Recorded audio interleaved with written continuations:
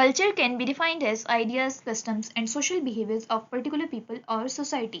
यानी कि किसी भी सोसाइटी में रहने वाले लोगों का एक पर्टिकुलर ग्रुप जब एक set of rules, norms, ideas, traditions को फॉलो कर रहा होता है, यानी कि एक बिलीफ उनके पास होता है, उनका माइंडसेट बना हुआ होता है, कुछ रूल्स को वो फॉलो कर रहे होते हैं, कुछ उनकी रिवायात होती हैं जो आबाओ अजदाद से चलती आ रही होती हैं। जब इस तरीके का बिहेवियर शो किया जाता है, सोशल बिहेवियर, तो उसी को उस पर्टिकुलर ग्रुप का, यानी जो ग्रुप इन सबको फॉलो कर रहा होता है, उसका कल्चर कहा जाता है। क्यों? क्योंकि ये उनके आबाओ अजदाद से उनकी ट्रेडिशंस चलती आ रही हैं, generation to generation pass on होती जा रही हैं, उनके आइडियाज़ हैं, कस्टम्स हैं, और इसकी वजह से उनके सोशल बिहेवियर्स पे भी असर होता है।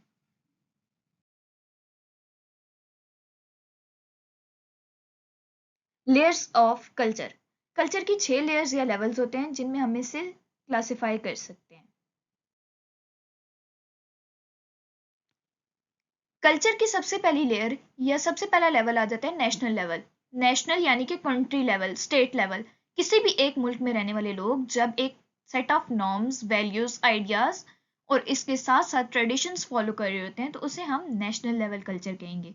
मिसाल के तौर पे तमाम पाकिस्तानी, हाँ वो सिंधी हैं, पठान हैं, बलोची हैं या पंजाबी हैं, 14 अगस्त को पाकिस्तान के आज़ाद होने की खुशी में सेलिब्रेशन करते हैं। तो ये क्या है? नेशनल लेवल पे, कंट्री लेवल पे वो ये सब कुछ कर रहे होते हैं, ये उनका नेशनल लेवल कल्चर है। कल्चर की दूसरी लेयर या दूसरा लेवल है रीजनल लेवल, यानी कि किसी भी पर्टिकुलर ज्योग्राफिकल एरिया में रहने वाले लोग जब कल्चर फॉलो कर रहे होते हैं तो उनके कल्चरल कैरेक्टरिस्टिक्स को हम रीजनल लेवल कल्चर कहेंगे। जैसे कि हम कहते हैं एशिया में रहने वाले लोग ऐसे हैं, अफ्रीका में रहने वाले लोग ऐसे हैं, तो वो क्या है? एक रीजन है पूरा का पूरा। या हम कहते हैं ईस्टर्न कल्चर में ये है, वेस्टर्न कल्चर में ये। ईस्टर्न कल्चर में पर्दा है, वेस्टर्न कल्चर में हम कह सकते हैं कि जो ड्रेस कोड है वो थोड़ा डिफरेंट है। तो इसमें क्या है, ये डिफरेंट रीजन्स के कल्चर्स आ जाते हैं, तो ये रीजनल लेवल है। The third level of culture और the third layer of culture is gender level.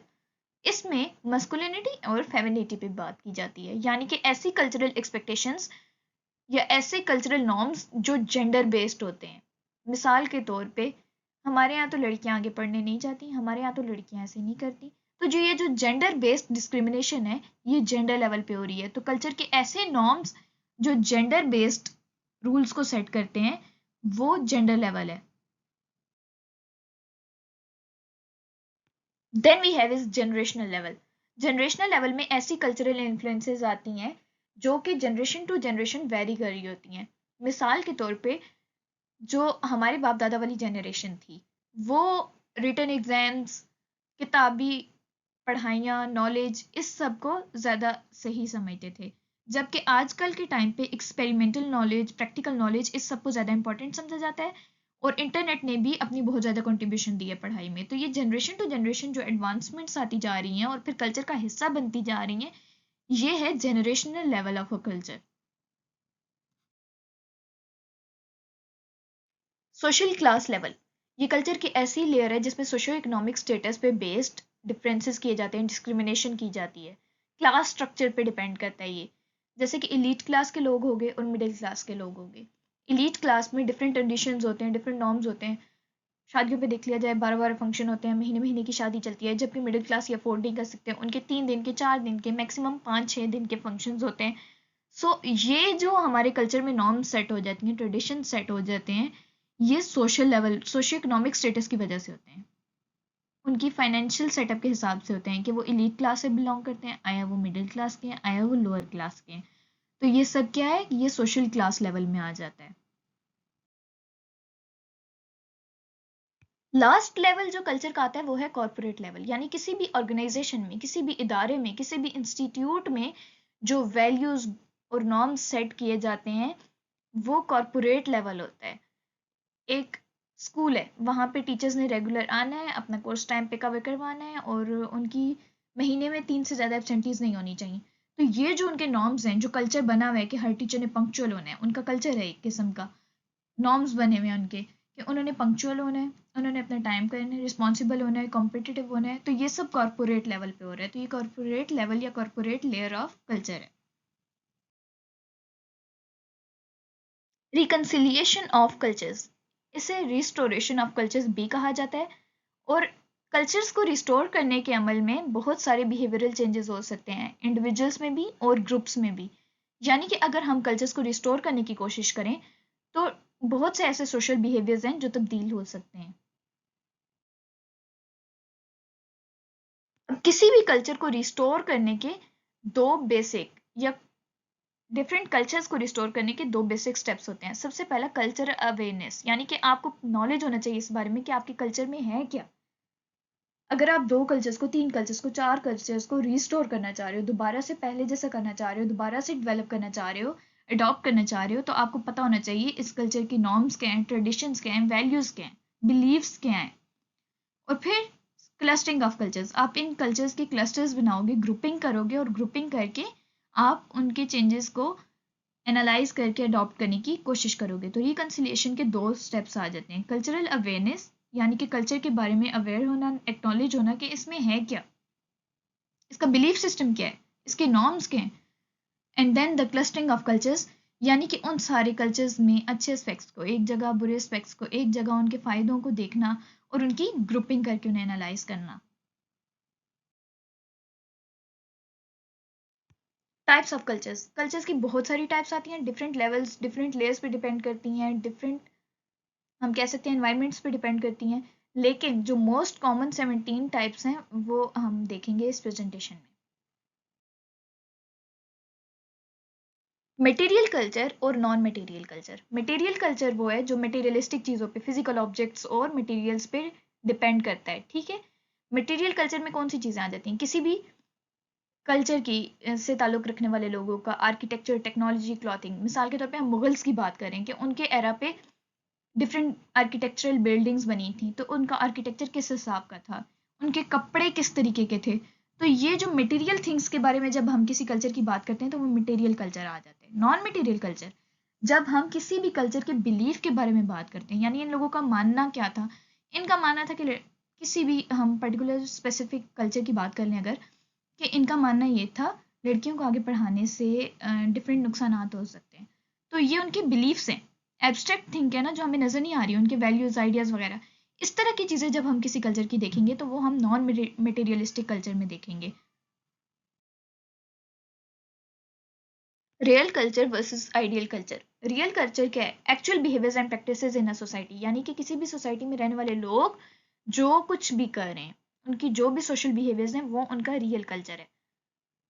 Punjabi हैं, पंजाबी खुश खुराक हैं, पठान हैं, कम स्पाइसी खा रहे हैं, तो ये जो उनके रियल बिहेवियर्स हैं, जो वो शो कर रहे हैं, वो उनका रियल कल्चर है। आइडियल कल्चर, यानी कि जो कोई भी सोसाइटी अडॉप्ट करना चाहती है, जहाँ तक वो डेवलप करके पहुँचना चाहती है, कोई ना कोई कल्चर, यानी कि हर कल्चर में कोई ना कोई ऐसी बात है जो किसी ना किसी जगह डिस्क्रिमिनेशन कर रही होती है, किसी न किसी की हक तलफी कर रही होती है। आइडियल कल्चर क्या है, जहाँ पे किसी को डिस्क्रिमिनेट ना किया जाए, जहाँ पे सबको तमाम बराबर के फंडामेंटल राइट्स हासिल हों, तो ऐसे कल्चर की ख्वाहिश की जाती है। अब ये जो कल्चर है जहाँ पे सब कुछ परफेक्ट है, उसे आइडियल कल्चर कहा जाता है।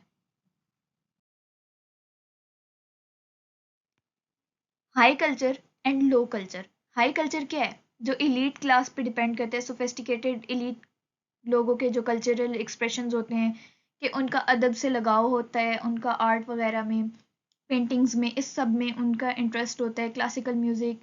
तो इस किस्म की एंटरटेनमेंट पर्पसेस के लिए जो उनके डिफरेंट शौक होते हैं, जो कि सोफिस्टिकेटेड होते हैं, बड़े कोई इलीट होते हैं, वो हाई कल्चर में आते हैं। Classical music, fine arts, art exhibitions वगैरह। लो कल्चर, जो कि आसानी से एक्सेसिबल हो, यानी कि तमाम क्लास के लोगों के लिए अवेलेबल होता है और एक मेन स्ट्रीम एंटरटेनमेंट पर्पस होता है, यानी कि सबके लिए होता है। यानी कि लोअर क्लास से ताल्लुक़ रखने वाले लोग भी, मिडिल क्लास से रखने वाले भी लोग भी, और एलीट से ताल्लुक़ रखने वाले लोग भी, तमाम की रसाई उस तक होती है। जैसे कि रियलिटी टीवी शोज़ होते हैं, वो टीवी पे कोई भी देख सकता है, इसके लिए ज़रूरी नहीं है। पॉपुलर म्यूज़िक है, कोई भी सुन सकता है।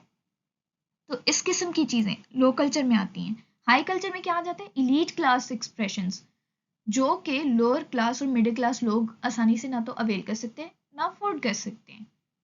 और लो कल्चर क्या है, जो इजीली एक्सेसिबल होता है, जो तमाम के लिए होता है, जैसे कि TV shows. Corporate culture. So in corporate culture we have values, beliefs and practices in an organisation. यानी कि किसी भी इदारे के अंदर मौजूद एम्प्लॉयज जितने भी लोग हैं, उनका एक सेट ऑफ बिलीव्स है कि उन्होंने उनके स्पेसिफिक गोल्स हैं, उन्होंने उन्हें फॉलो करना है या अचीव करना है, उनके रूल्स हैं, उन पे पूरा उतरना है, अपने रूल्स की वॉयलेशन नहीं करनी है, वो इदारे के सेट किए हुए रूल्स हैं। तो ये उस इदारे का कल्चर है, इसे कॉरपोरेट कल्चर कहा जाता है। मिसाल के तौर पे गूगल एक इदारा है, ऑर्गेनाइजेशन है, कंपनी है। उसमें गूगल में हर एम्प्लॉय के लिए ज़रूरी है कि जदीद तर्ज के मुताबिक उसके आइडियाज़ इनोवेटिव और क्रिएटिव होने चाहिए। ठीक हो गया। अब ये जो उस इदारे के अंदर का कल्चर है, क्योंकि उनके लिए एक रूल है, ये उनके नॉर्म्स हैं, बिलीव्स हैं, ये गोल्स हैं जो उन्होंने अचीव करने हैं, तो ये कॉरपोरेट कल्चर कहलाएगा।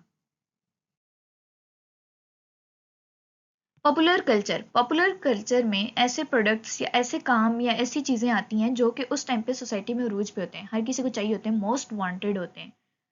मिसाल के तौर पे पॉप म्यूज़िक, कोई एक गाना रिलीज़ हुआ है और वो हर कोई सुन रहा है क्योंकि वो बहुत ज़्यादा मशहूर है, और किसी से उसकी तारीफ सुनी, कहीं से सुन लिया थोड़ा सा, और आपने हर हाल में उसे सुनना ही है। कोई ब्लॉकबस्टर मूवी है, कोई मूवी रिलीज़ हुई है और वो बस हर किसी की ज़ुबान पे उसी का जिक्र है, तो आपने भी वो देखनी है। क्यों? क्योंकि वो पॉपुलर है। फोक कल्चर, ये रिवायती चीज़ें आ जाती हैं इसमें, रिवायती ऐसी कहानियाँ, रिवायती दास्तानें, रिवायती डांस, यानी कि ऐसी चीज़ें जो कि लिखी हुई नहीं मिलती हैं आपको कहीं भी, या देखने में नहीं मिलती, ओरली पास ऑन की जाती हैं, या आपके हुनर से वो नज़र आती हैं। मिसाल के तौर पे पुरानी दास्तानें जो बड़े बूढ़े सुनाते हैं, एक कल्चर से दूसरे कल्चर तक, एक बंदे से दूसरे बंदे तक, एक जनरेशन से दूसरी जनरेशन तक चलती जाती हैं। या फिर ट्रेडिशनल डांसेस, डिफरेंट इलाकों से, डिफरेंट कल्चर से ताल्लुक़ रखने वालों के डिफरेंट डांसेस होते हैं। तो ये ऐसी चीज़ें हैं, कल्चर की एक ऐसी ट्रेडिशंस हैं जो generation to generation pass on होते जाते हैं। ये फोक कल्चर का हिस्सा है क्योंकि ये रिवायती है। ग्लोबल कल्चर, ग्लोबल कल्चर एक ऐसी चीज़ है जो कि एक छोटे स्केल से स्टार्ट होती है, लेकिन दुनिया में तमाम लोग उसे अडॉप्ट करना शुरू कर देते हैं। मिसाल के तौर पे कोई ग्लोबल ब्रांड है, यानी कि एक ब्रांड है, पाकिस्तान बेस्ड है, अभी पाकिस्तान में स्टार्ट हुआ है, फिर आहिस्ता आहिस्ता इंटरनेशनल ब्रांड बन गया, उसने डिफरेंट कंट्रीज़ के साथ कॉन्ट्रैक्ट किए हैं, डिफरेंट कंट्रीज़ में फेमस हो गया, पसंद किए जाने लगा है। उसके बाद थ्रू आउट द वर्ल्ड उसे रिकग्निशन हासिल हो गई है। तो इस तरीके के जो ग्लोबल ब्रांड्स होते हैं वो ग्लोबल कल्चर का हिस्सा बन जाते हैं, यानी कि जो छोटे स्केल से, लोकल स्केल से स्टार्ट हुए हैं, लेकिन थ्रू आउट द वर्ल्ड उन्हें रिकग्निशन मिल चुकी है। देन वी हैव इज सब कल्चर। सब कल्चर क्या है कि जो अपने किसी बड़े कल्चर से रिलेट कर रहा होता है, लेकिन पेरेंट कल्चर से थोड़ा सा डिफरेंट होता है। मिसाल के तौर पे म्यूजिक के शौकीन लोग जो हैं वो एक कल्चर बनाते हैं, ठीक है, उनका एक कल्चर है, उसका सब कल्चर क्या है, वो लोग जो हिप हॉप पसंद करते हैं, यानी कि ये थोड़ा सा डिफरेंट है अपने पेरेंट कल्चर से, लेकिन कुछ फाउंडेशंस इसकी पेरेंट कल्चर से बोरो की हुई हैं, यानी उससे मिलती जुलती हैं, है तो दोनों म्यूजिक, लेकिन इनमें डिफरेंस है। म्यूजिक वाला वो होल कैटेगरी है, वो कल्चर है, और हिप हॉप आगे से उसकी सब कैटेगरी है, इसलिए इन्हें सब कल्चर कहा जाएगा। डोमिनेंट कल्चर ऐसा कल्चर है जो रूलिंग क्लास इंट्रोड्यूस करवाती है, यानी कि इलीट क्लास। हमारे मुल्क में अमीर लोगों की मेजॉरिटी जो चीज़ें इंट्रोड्यूस करवाएगी वो होगा डोमिनेंट कल्चर, यानी कि इकोनॉमी क्लास को छोड़ के बिजनेस क्लास से ट्रेवल करना, ये सिर्फ इलीट क्लास अफोर्ड कर सकती है। और ये एक ट्रेंड ही बन गया है कि इलीट क्लास ने अब इकोनॉमी क्लास से ट्रेवल नहीं करना। तो ये डोमिनेंट कल्चर है जो कि सिर्फ और सिर्फ इलीट क्लास के लिए, रूलिंग क्लास के लिए, और उनका कायम करदा है। कंज्यूमर कल्चर, ये ज़्यादा पैसे की लेन देन पे डिपेंड करता है, यानी कि ऐसा मटेरियलिस्टिक है, ऐसी मटेरियल गुड्स जिनका सेंट्रल एस्पेक्ट मनी होना चाहिए, यानी कि किसी भी चीज़ की खरीदो फरोख्त पे ज़्यादा फोकस करता है। मिसाल के तौर पे एतवार बाज़ार, जुमा बाज़ार, हफ्ता बाज़ार, इस तरह की चीज़ें, या फिर शॉपिंग के लिए मेले वगैरह होते हैं, तो ये सब चीज़ों पे फोकस करते हैं ज़्यादातर। या कोई बुक फेस्टिवल कर लें, तो इसमें क्या होता है, हम बुक्स खरीदते हैं, जाते हैं, चीज़ें खरीदते हैं, या कोई हम आर्ट एग्जीबिशन कर लेते हैं, तो उसमें ये क्या है, हमने मेन फोकस किस पे है, कैपिटल यानी कि मनी पे, और चीज़ों की लेन देन हो रही है, तो ये क्या है, कंजम्पशन। तो कंज्यूमर गुड्स पे जो कल्चर फोकस करेगा वो है कंज्यूमर कल्चर। साइबर कल्चर में डिजिटल टेक्नोलॉजी और इंटरनेट पे फोकस किया जाता है, जैसे कि 5G, artificial intelligence, internet memes, social media, ये सब कुछ साइबर कल्चर का हिस्सा आ जाते हैं। जो आपका सोशल मीडिया है, जो आपका इंटरनेट पे कम्युनिकेशन के मीन्स हैं, जो भी आपके इंटरनेट मीम्स हैं, जो भी आपके इंटरनेट पे यूज़ करने वाली शॉर्ट फॉर्म्स हैं, टेक्स्ट मैसेजेस, ये सब कुछ आपका साइबर कल्चर आ जाता है, क्योंकि ये डिजिटल टेक्नोलॉजी से रिलेटेड है।